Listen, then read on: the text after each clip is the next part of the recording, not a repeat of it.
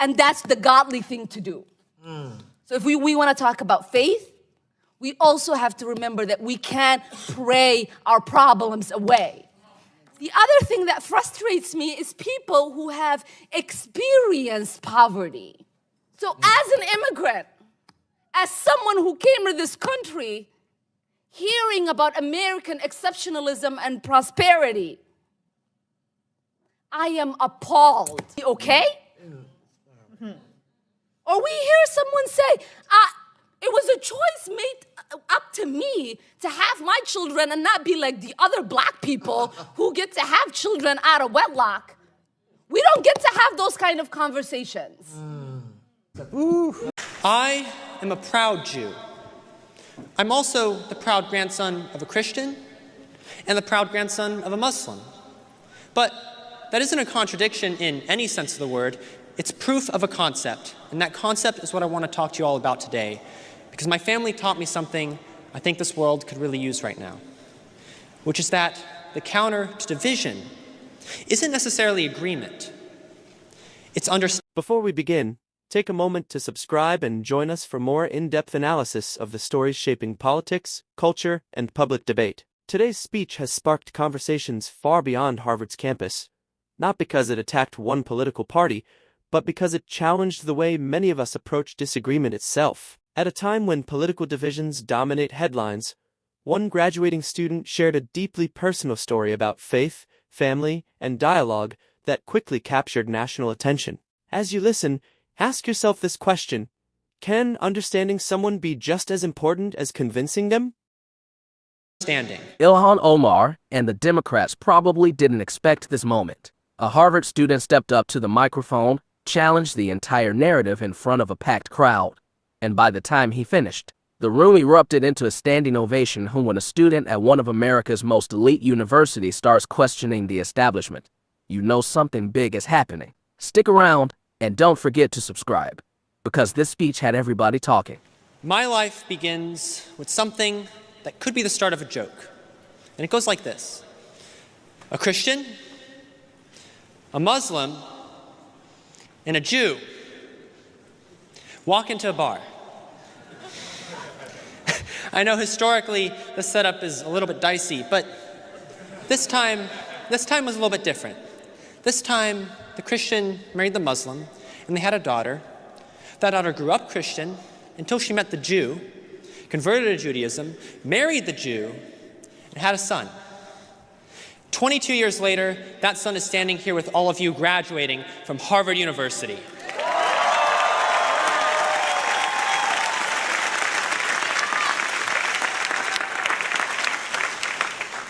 I am a proud Jew. I'm also the proud grandson of a Christian and the proud grandson of a Muslim. But that isn't a contradiction in any sense of the word.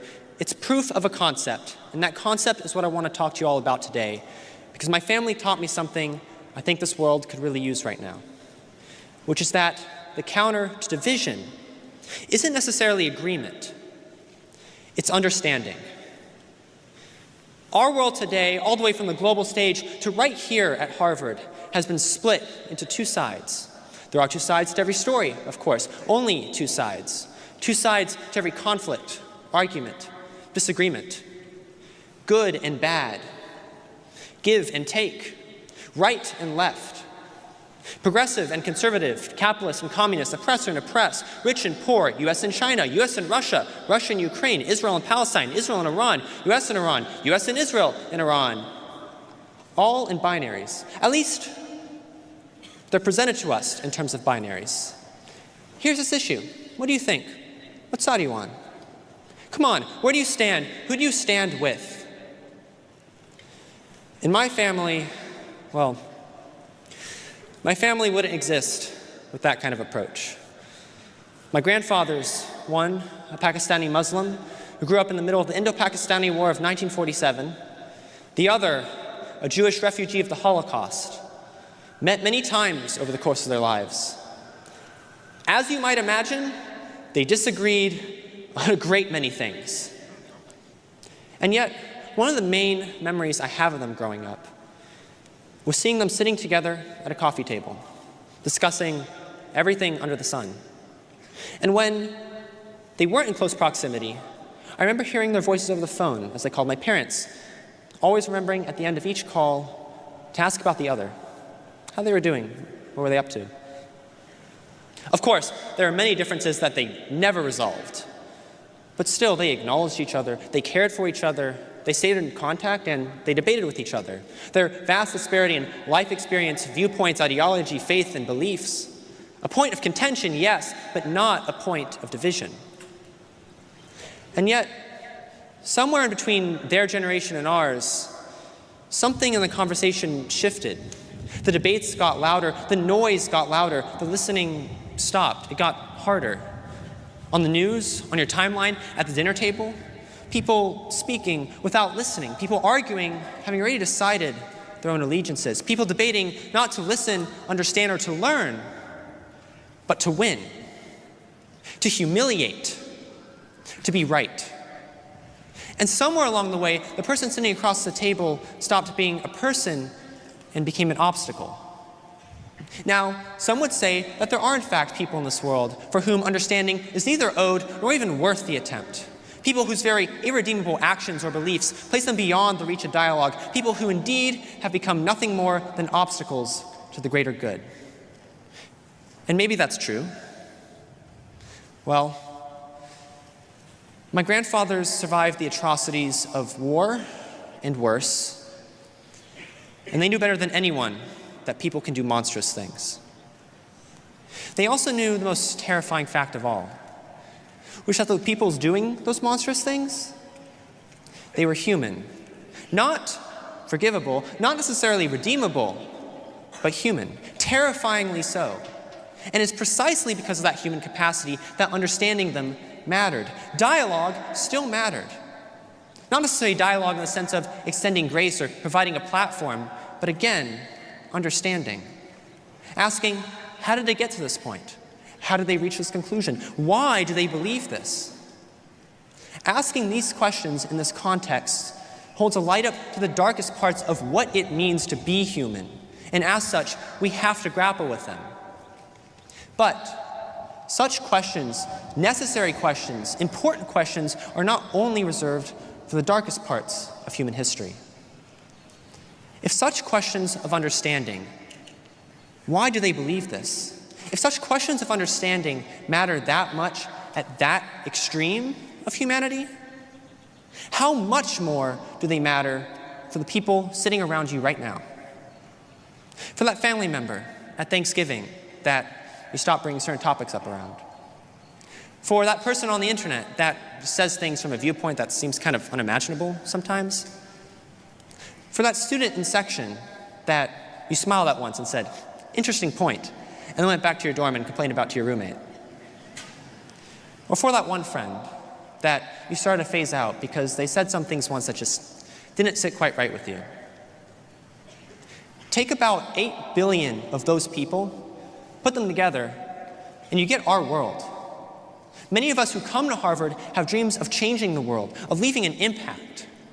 But you cannot change a world that you refuse to understand, to talk to. You cannot convince someone of something if you do not understand them first. Peace through understanding can survive conflict, while peace through agreement lasts only as long as everyone keeps agreeing. In most cases, understanding is difficult. Sometimes you have to fight for it. Sometimes you have to fight yourself and your own beliefs first before you can truly achieve it. It takes effort. My grandfathers knew that, but they chose to try anyway. So, as we all go out into an increasingly troubled world and divided world, I want to leave you all with one simple practice. Whenever you meet someone you disagree with, state your case, yes. Stand up for what you believe in, absolutely. But also, ask the other person about their beliefs. Ask them how they got there. Place yourself in their shoes and ask, why do I believe this? Listen like you might be wrong. That is not a weakness or betrayal of your own ideals. That is the hardest and most important thing you can do in a world that is constantly telling you, pick a side. I told you my life begins like a joke. Well,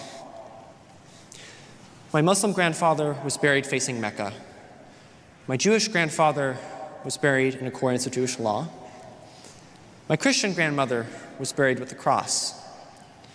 In a way, the punchline never really came. There was no resolution to the setup. They were all very stubborn, and they held on to their own ideals and traditions until the very end. But still, they respected each other, they chose each other, and at the end of the day, they were proud to be of one family. Look around you right now. Look at the people around you. The person to your right, the person to your left. You're sitting now amongst people of every belief in every background. A family that we have built over the years here at Harvard. Do we agree on everything? Ask the section kid. Will we ever agree on everything? Certainly not. The world beyond these walls, it has all the same disagreements, the same differences of opinion, the same divisions that we have. But I urge you, see the people in your class for who they are as people. Fight to understand them and their beliefs just as much as you stand up and fight for your own. And after you walk through the gates of this yard for the first time as Harvard graduates, do the same for the people of our world. Because in a time this complicated and this divided, understanding and a genuine willingness to look a little bit deeper is how those divisions start to heal. Thank you all, and congratulations to the class of 26. At this point in the speech, the graduate shifts from telling his family's story to addressing a much broader issue facing modern society. His central argument isn't that everyone should agree with one another. In fact, he openly acknowledges that disagreement is inevitable. Instead, he challenges the audience to reconsider how those disagreements are handled. Across politics, social media, universities, and even within families, conversations often begin with assumptions rather than questions. People are frequently encouraged to identify who is right, who is wrong, and which side deserves support before taking the time to understand why someone holds a different perspective. The speaker argues that this mindset can make meaningful dialogue increasingly difficult. Rather than presenting understanding as agreement, he describes it as a tool for navigating disagreement responsibly. According to his message, asking thoughtful questions doesn't require abandoning deeply held convictions. Instead, it reflects confidence in one's own beliefs while remaining open to learning from others. This perspective is particularly relevant in today's political environment, where debates over immigration, foreign policy, free speech, religion, education, and national identity often generate more heat than light. Regardless of political affiliation, many Americans have expressed concern about growing polarization and the decline of civil discourse. The speech also invites viewers to reflect on their own conversations. How often do we genuinely seek to understand someone before responding? How often do we assume another person's motives without hearing their reasoning first? Whether you ultimately agree with his conclusions or not, the broader message encourages critical thinking rather than reflexive partisanship. That may explain why the audience responded so positively and why the speech continues to generate discussion well beyond the graduation ceremony itself. As the ceremony came to a close, it became clear that this speech resonated with many people, not because it offered easy answers, but because it addressed a challenge that millions of people encounter every day. Political divisions continue to dominate public conversation, yet the graduates suggested that lasting solutions may begin with something surprisingly simple: a willingness to listen before judging.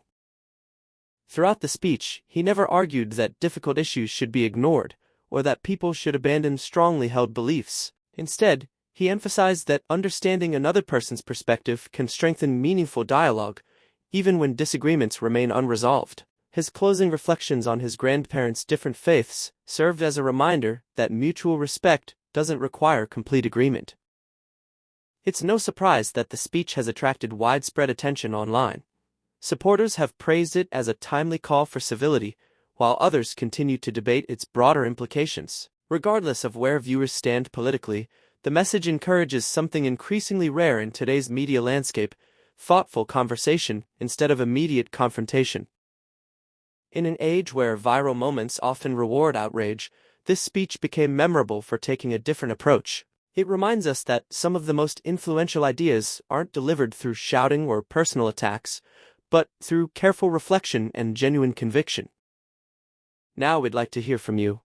Do you believe America needs more conversations built on understanding, or do you think today's political divisions require a stronger, more confrontational approach? Share your perspective respectfully in the comments below. If you found this analysis informative, please give this video a like, subscribe to the channel for more balanced political commentary, and share it with friends who enjoy thoughtful discussions about the issues shaping our country. Thank you for watching, and we'll see you in the next video.